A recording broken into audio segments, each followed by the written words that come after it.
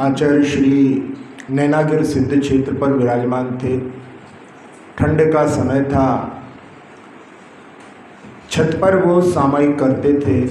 बहुत तेज शोर हो रहा था। आचार्य श्री सामायिक से विलंब से उतरे तो किसी ने पूछा कि आज बहुत विलंब हो गया, जबकि आज तो बहुत शोर हो रहा था। आचार्य श्री ने कहा कि वहाँ जो धुन बज रही थी उसमें वैसे तो जो है कोई व्यक्ति व्यथित हो सकता है, लेकिन अपन ने उसमें अर्थ निकाला तो उसमें अच्छा जो मंत्र बन गया। वहाँ पर सिया राम की जो है ध्वनि चल रही थी और प्राकृत भाषा में सिया शब्द का अर्थ स्यात् होता है। स्यात् का अर्थ होता है किसी अपेक्षा से। तो किसी अपेक्षा से मैं राम हूँ। राम उसको कहते हैं आत्मनि रमते इति रामः। जो अपनी आत्मा में लीन है वो राम है। तो स्यात् राम मैं अपनी आत्मा में लीन हूँ, तो इस अपेक्षा से मैं राम हूँ। बाहर की ऐसी शोर आदि की ध्वनि को भी सुन करके और उन्होंने उस समय में जहाँ आर्त ध्यान हो सकता है, पीड़ा की अनुभूति हो सकती है, वहाँ पर भी उन्होंने धर्म ध्यान का साधन उसको बना लिया। दूसरे प्रकार का जिससे व्यक्ति अधिकतर दुखी रहते हैं उसको अनिष्ट संयोगज बोलते हैं, और छोटे रूप में यदि अपन देखें तो योगज। योग का अर्थ होता है संबंध होना, और उससे उत्पन्न होने वाला जो दुख होता है। अक्सर लोग द्रव्य, क्षेत्र, काल, भाव इनकी जब विपरीतता प्राप्त होती है तो व्यक्ति दुखी होने लगते हैं। द्रव्य की विपरीतता जब सामने कुछ ऐसी परिस्थितियां रहती हैं जो रुचिकर नहीं लगती, व्यक्ति दुखी होने लगता है। डॉक्टर राजेंद्र प्रसाद जी ट्रेन में सफ़र कर रहे थे और सामने बैठा हुआ व्यक्ति एक के ऊपर एक लगातार बीड़ी पीता जा रहा था। बड़े देर से उसको देख रहे थे और उसके धुएं को भी झेल रहे थे। एक बार उनसे रहा नहीं गया और उन्होंने कहा कि ये बीड़ी आपकी ही है? तो उसने कहा हाँ मेरी है। क्या मैं दूसरे की बीड़ी पीऊँगा? मैं अपनी बीड़ी पी रहा हूँ। तो उन्होंने कहा भाई जब आपकी बीड़ी है तो आप ही इसका धुआं पियो, सब लोगों को क्यों पिला रहे हो? अब उसको जो है समझ में आया। पहले तो उसने उसको जो है लिया वहाँ पर अहंकार की दृष्टि से, लेकिन बाद में समझा दूसरों को भी बाधा होती है। उसने अपनी बीड़ी जो है तोड़ करके फेंक दी और उसने हमेशा के लिए उस व्यसन से वो मुक्त हो गया। लेकिन जहाँ जो परिस्थिति थी उस परिस्थिति में व्यक्ति वहाँ पर जहाँ द्रव्य जैसा मिलता है उसके माध्यम से दुखी हो सकता है। क्षेत्र की भी जहाँ ऐसे आप क्षेत्र में पहुँच जाए जो आपके लिए रुचिकर नहीं हो, वहाँ पर भी व्यक्ति के लिए दुखी हो सकता है। लेकिन व्यक्ति यदि सोचे कि अपन इन सब चीज़ों को निमित्त लेकर के दुखी होंगे तो अपना ही अहित होगा। अपनी यदि मानसिकता को यदि परिवर्तित कर ले तो अपन हर परिस्थिति में सुखी हो सकते हैं। अनाउंसमेंट हुआ कि आपकी फ़्लाइट 2 घंटे लेट हो गई है। फ़्लाइट में 140 पैसेंजर जाने वाले हैं और 138 वहाँ पर फ़ोन पर अपने गुस्से को उतार रहे हैं कि अरे हम समय पर पहुँच जाते, अच्छे से भोजन हो जाता, अब 2 घंटे यहाँ पर परेशान होंगे। सारे के सारे परेशान हो रहे हैं। लेकिन एक व्यक्ति अपनी जो है बैग में से एक पुस्तक निकाल करके पढ़ने के लिए बैठ जाता है, मोबाइल की ओर दृष्टि नहीं डालता। और एक और व्यक्ति है जो उसको देख रहा है कि देखो 138 व्यक्ति कैसे परेशान हो रहे हैं, लेकिन ये व्यक्ति जो है ऐसी परिस्थिति में भी वहाँ पर कोई विचलित नहीं हो रहा है। वास्तव में तो जो है हीरो यही है।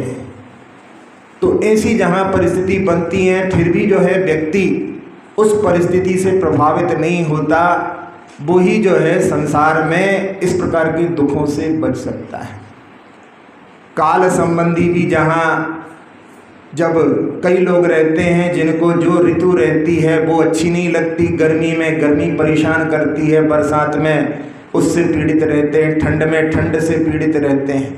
ऐसे लोग जो हैं कभी भी जो है संतुष्ट नहीं हो सकते और कभी भी जो है वो उनके मन में सुख की भावना नहीं आ सकती, क्योंकि वर्तमान परिप्रेक्ष्य से वो असंतुष्ट रहते हैं। जबकि ये सारी ऋतुएं जो रहती हैं वो अपने शरीर के लिए शक्ति प्रदान करने के लिए आवश्यक हैं। जितनी अच्छी इम्यूनिटी इंडियंस में होती है उतनी अच्छी इम्यूनिटी और किसी देश में नहीं होती, जहाँ पर एक लगातार ठंडा वातावरण बना रहता है, एक सा जो लगातार गर्मी बनी रहती है, इतनी अच्छी इम्यूनिटी वहाँ नहीं होती।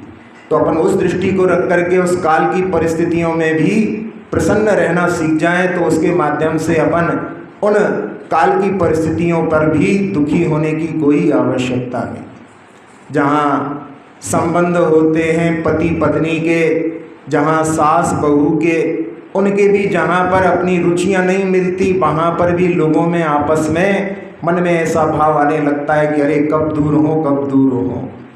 जहाँ ये जो योगज नाम का ध्यान है उसमें सतत यही चलता रहता है कि भैया ये कब छूटे कब छूटे। उसके माध्यम से व्यक्ति सतत 24 घंटे दुखी हो सकता है। लेकिन यदि अपन अपनी मानसिकता को परिवर्तित कर ले तो उस पर भी विजय प्राप्त की जा सकती है। एक परिवार में पत्नी बीमार पड़ी हुई है, बच्चा जो है वो अर्ध विक्षिप्त जैसा है, लेकिन उस व्यक्ति से कोई मिलता है तो वो वहाँ पर हमेशा प्रसन्न रहता है। उससे पूछते हैं तो वो कहता है भाई भले ही जो है पत्नी स्वास्थ्य ठीक नहीं है लेकिन फिर भी ज़्यादा परेशान नहीं करती। हमने तो ऐसी भी पत्नियों को देखा है कि जो लोगों के लिए बहुत जो है पीड़ाएं देती हैं, उसकी अपेक्षा से तुलनात्मक दृष्टि से हमारी पत्नी बहुत अच्छी है। जहाँ अर्ध विक्षिप्त पुत्र के लिए भी वहाँ पर इसी प्रकार के कि यदि और ज़्यादा विक्षिप्त होता तो कितनी परेशानी होती। अभी वो कमरे में शांत बैठा रहता है, भले ही नहीं पढ़ पाया, भले ही कुछ उसने व्यापार नहीं किया, लेकिन हम देखते हैं कई लोगों के बच्चों ने व्यापार करके भी उनके ऊपर जहाँ छाती पर मूंग दलते हैं, उनसे तो हमारा लड़का अच्छा है। दृष्टि की माध्यम से ऐसी विपरीत परिस्थितियां में भी वहाँ पर वो खुश रह करके अपने जीवन को बिता सकता है। जहाँ सास बहू के रिश्ते होते हैं, एक बहू परेशान होकर के और अपने पिता जो कि वैद्य थे उनसे बोलती है कि मैं चाहती हूँ कि मेरी सास जो है जल्दी से ऊपर चली जाए। पिता ने कहा कि मैं तुम्हारे लिए एक औषधि दे रहा हूँ जो बहुत हल्की प्रकार की विष है, जिसमें कि उसको धीरे धीरे जो है वो मरण को प्राप्त हो जाएगी। लेकिन समझना यदि वो मरण को प्राप्त होती है तो सबसे पहला शक तुम्हारे ऊपर जाएगा। इसलिए तुम्हें उनके साथ में अच्छा व्यवहार करना है जिससे लोगों को पता नहीं पड़े। और उसने अपनी सास के साथ में अच्छा व्यवहार और वो दवाई भी रोज़ चाय में डाल करके देती रही।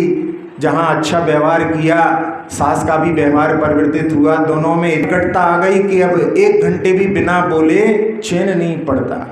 जब अपने पिता से मिली और उसने कहा कि आप तो उसका तोड़ ढूंढो जो आपने उनको जहर दिया है। पिता पूछते क्या हुआ? कहले नहीं, मैं नहीं चाहती कि मेरी सास जो है मरण को प्राप्त हो, मैं तो चाहती हूँ उनकी अच्छी लंबी उम्र हो जिससे उनका आशीष, उनकी छत्र छाया में हमारा जीवन अच्छे से निकले।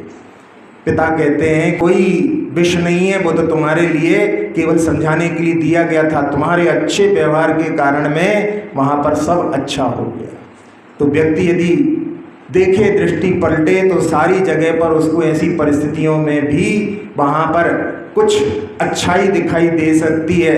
कैसी भी परिस्थिति हो उसमें भी वो व्यक्ति वहाँ पर सुखी हो सकता है। लेकिन यदि व्यक्ति अपनी मानसिकता से यदि वहाँ पर इस प्रकार से प्रभावित रहे तो सुबह से लेकर शाम तक हर परिस्थिति में दुखी हो सकता है। क्योंकि जहाँ संबंध किसी न किसी से दिन भर में होते ही रहते हैं, यदि अपन अपने मन को नहीं संभालें तो दुख की जो है परंपरा सतत चलती रहेगी। और यदि अपने मन को संभाल लो तो अपन हर क्षेत्र में, हर द्रव्य के साथ में, हर काल में सुखी रह सकते हैं। तो ऐसे जो है योगज नाम के आर्य ध्यान पर विजय प्राप्त करने का प्रयास अपने लिए करना चाहिए और उसके माध्यम से अपनी मन स्थिति हमेशा प्रसन्न रहनी चाहिए। जहाँ कहते हैं कि चीन में एक कहावत है कि जब तक मुख पर गम है, दुख है, तो अपनी दुकान मत खोलो। यदि अपनी दुकान खोलोगे मुंह लटका करके तो कोई ग्राहक तुम्हारे पास नहीं आएगा। तो प्रसन्न रहना जो है हर स्थिति में बहुत जरूरी होता है। इस भावना के माध्यम से सबको जो है प्रसन्नता सदा बनी रहे।